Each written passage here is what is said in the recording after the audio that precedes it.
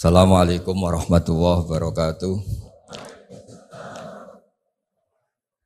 Bismillahirrahmanirrahim. Tabarakalladzi nazzala al-furqana ala 'abdihi liyakuna lil 'alamina nadhira.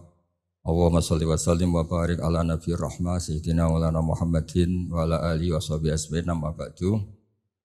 Yang sangat kita hormati bersama Profesor Dr. Quraish Shihab, semua yang di sini, Pak Rektor, Dekan, semua yang saya hormati juga hadirin. Niki langsung saja, saya tadi sudah deal-dealan sama Pak Quraish untuk jadi provokator. Provokator keilmuan. Kenapa tadi ini sarjana arsitek tapi ngomong tata bahasa meneladan, tidak tahu saya. Begini ya. Saya akan bikin mukadimah nanti yang menyempurnakan Pak Quraish. Jadi ilmu tafsir itu dimulai dari satu dialog umum. Dialog umum itu bisa perwakilan atau ungkapan atau apa saja. Misalnya begini, ketika ada orang baik itu Allah berjanji wa allawistaqamu alat tariqah la asqainahum ma'an ghadaqah. Kalau mereka benar, perilakunya benar, saya kasih air yang segar. Tentu kalau kita tahu orang berkecukupan air itu tidak cukup segalanya. Tentu kita butuh makan, butuh macam-macam. Tapi Allah hanya menyebut ma'an ghadaqah. Semua mufassir sepakat, kata ma'an ghadaqah ini ibaratun an raghadil aish. Bahwa ini adalah, maksudnya adalah hidup yang nyaman, bukan sekedar berkebutuhan apa? Air. Begitu juga beberapa ayat yang warka'u ma'ar raki'in wasjud, itu bukan sekedar sholat itu bentuknya ruku atau sujud. Tapi sholat yang sempurna, yaitu dimulai dengan takbir, diakhiri dengan apa? Salam. Dan itu akhirnya butuh teladan, yaitu Rasulullah SAW. Kemudian di balik teladan itu ada ilmu diroya. Saya termasuk orang yang baca banyak tentang diroya.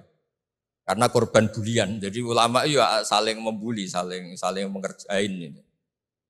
Jadi suatu saat Nabi Musa itu tanya sama Allah, nggak terima. Memang Nabi Musa ini Nabi paling usil. Untung kita nggak jadi umatnya, kalau jadi umatnya ikut usil. Makanya kalau yang usil itu umatnya Nabi Musa, itu bukan Nabi Muhammad. Nabi Musa itu tanya sama Allah, ya Allah kenapa engkau menjelaskan tentang engkau, ada kata-kata la ta'khudhuhu sinatu wala naum. Bahwa Allah itu Tuhan yang tidak terkena kantuk. Sinah itu kantuk, wala naum dan tidak terkena tidur. Allah tidak jawab, tapi Nabi Musa disuruh megang kaca tipis itu. Pegang, Musa ini jaga. Ya Gusti. Jaga ternyata teriyut ngantuk gitu Pak Fathul Wahid. Langsung pecah. Kamu jaga gitu ngantuk langsung pecah. Bayangkan saya yang jadi Tuhan. Kalau ngantuk sedikit saja alam bisa rusak semua. Terus baru tahu dia, oh penting penjelasan sinatun, tidak ngantuk itu. Kalau rektor kadang-kadang ngantuk boleh Pak Fathul Wahid, enggak apa-apa. Ya. Karena tidak Tuhan, enggak apa-apa. Ngantuk ya enggak apa-apa, salah ya enggak apa-apa. Marah ya enggak apa-apa, karena bawahnya enggak berani negur. Yang enggak boleh salah itu anak buah. Saya ini kata pejabat UI itu Dewan Pembina, jadi memang berhak jelas Pak Rektor dalam struktur. Itu kalau pakai struktur UI, kalau pakai struktur ulama lebih boleh lagi.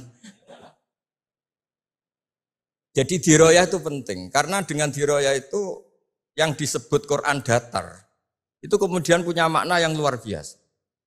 Tapi kalau kita tidak punya diroyah, maka kesannya Quran itu nyuwun sewu itu datar. Itu masalah besar bagi kita sebagai peneliti Quran. Makanya kadang-kadang itu butuh, tadi saya bilang sedikit provokatif. Karena diskusinya ulama itu juga dimulai dari provokasi. Sedikit cerita perdebatan ulama yang ekstrim. Mu'tazilah itu berpendapat Allah itu hanya menghendaki kebaikan. Karena Allah itu melarang keburukan. Kalau Allah menghendaki keburukan ini paradok. Bagaimana mungkin melarang tapi menghendaki. Jadi Mu'tazilah bingung kalau ngartikan ayat fayudillu wa mayasa wa yahdi mayasa. Terus kata Imam Sanusi itu pengarang kitab Ummul Barohin. Berdebat begini, kalimatnya begini. Idzan waqa'a fi mulkihi ma la yuridu. Kalau kejelekan itu Allah tidak menghendaki, maka banyak di alam raya ini kejadian yang Allah tidak tahu. Jadi kalau Allah dilapuri, ya Allah di dunia banyak maksiat. Waduh itu di luar kekuasaan saya, itu kan masalah ya. Kadang-kadang jawaban provokatif gini itu bisa menghentikan lawan debat. Tapi kata Izzuddin bin Abdissalam yang punya gelar Sultanul Ulama, kamu jangan benci sama Mu'tazilah di konteks ini karena niatnya itu supaya enggak nisbatus syar'i ilallah. Supaya kejelekan tidak diisnatkan ke Allah, tidak disadarkan ke Allah. Itu juga ajaran Allah, ma'asobaka min hasanatin famin Allah, wa ma'asobaka min sayyatin famin nafs. Tapi ahli sunnah tetap saja berpikir khairihi wa syarrihi minam. Nah, tapi enggak boleh ditanyakan ya. Kalau kamu tanya ini tak cap jadi umatnya Nabi Musa, enggak boleh tanya bab qada qadar. Karena panduannya Rasulullah SAW ngendikane idza dzukiral qadar fa'amsiku. Kalau sudah diskusi qada qadar kamu harus diam. Yang bicara kriminal, pidana. Tapi saya memberi contoh betapa perdebatan dirayah itu penting. Nabi wa Khalilur Rahman Ibrahim itu juga sering debat malah sama Allah, enggak sama Pak Kores atau sama Pak Rektor. Suatu saat Nabi Ibrahim itu mau meninggal. Kata malaikat Israel, Ibrahim kamu mau meninggal? Enggak, saya tidak mau meninggal. Kenapa? Karena saya gelarnya Khalilur Rahman, kekasih Allah. Hubungannya apa? Aro'aita khalilan yumitu khalilah. Masa kekasih membunuh yang dikasih ini enggak benar?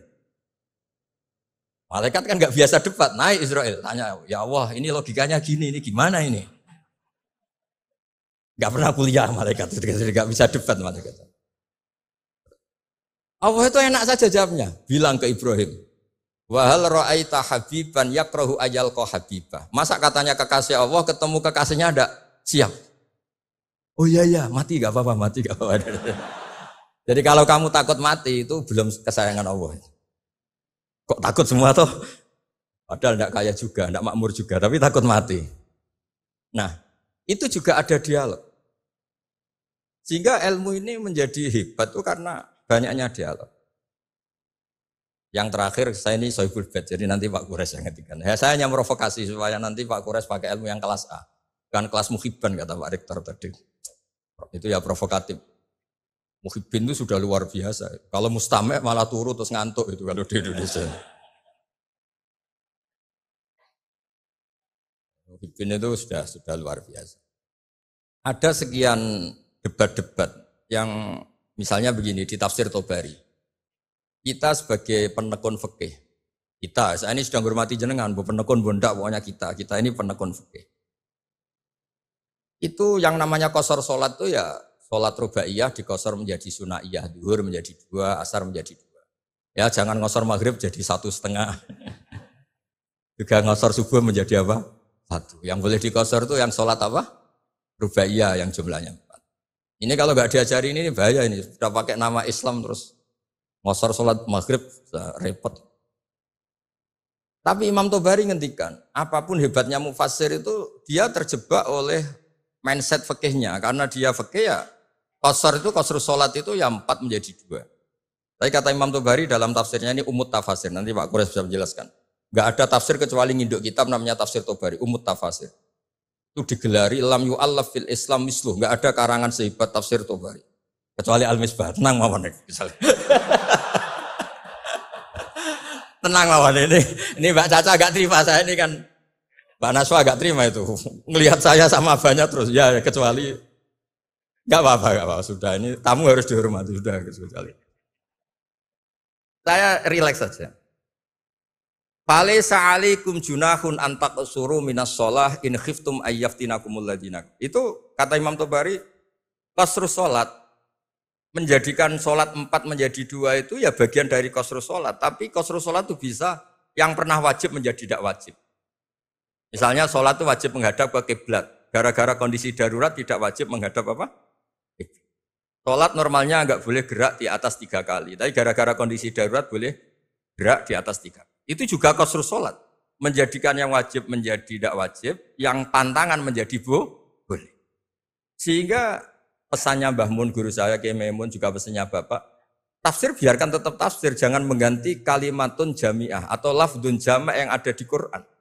Karena kalau tafsir membentuk nanti menjadi mudhoyik, mempersempit makna Quran. Coba kalau sampean belajar tafsir ya Yohanes mesti ya ahla Makkah. Budu robbakum. Nah, kalau nuruti tafsir kan, oh ini perintah ke ahli Mekah, saya kan orang Indonesia. Bisa masalah itu. Misalnya tahajud, wa minal laili fatahajjat bi. Fatahajjat ya Muhammad ya Rasulullah. Saya kan enggak Nabi Muhammad, berarti enggak kena perintah itu. Masalah besar. Jadi memang tafsir itu harus, tadi saya sudah matur Pak Quraisy, di pondok itu jarang orang nulis tafsir. Karena sudah diancam man fasarul Quran bi ra'yihi falyatabawa maq'adahu minan nar. Jadi nulis tafsir itu ya kayak pesen tiket. Enggak usah diteruskan. Nah, yang masalah itu bi ra'yihi, kebetulan Pak Quraisy baca banyak, saya juga baca banyak. Pak Fatul Wahid karena ingin naik kelas ya baca banyak. Nanti setelah enggak rektor ngiyai lagi Pak Wahid ini. Karena kecilnya tuh ngaji di bawah saya di Kudus di Muawanah. Saya enggak tahu kok jadi rektor. Enggak tahu, makanya dia tadi dalil-dalil kayak wong pinter gitu kan. Karena saya juga heran. Masa di depan Pak Quraisy, di depan saya tetap dalil itu luar biasa. Hebat itu, hebat. Luar biasa itu. Pokoknya hebat. Anda harus bangga punya rektor seperti ini, harus bangga. Ya gitu saja. Wassalamualaikum warahmatullahi wabarakatuh.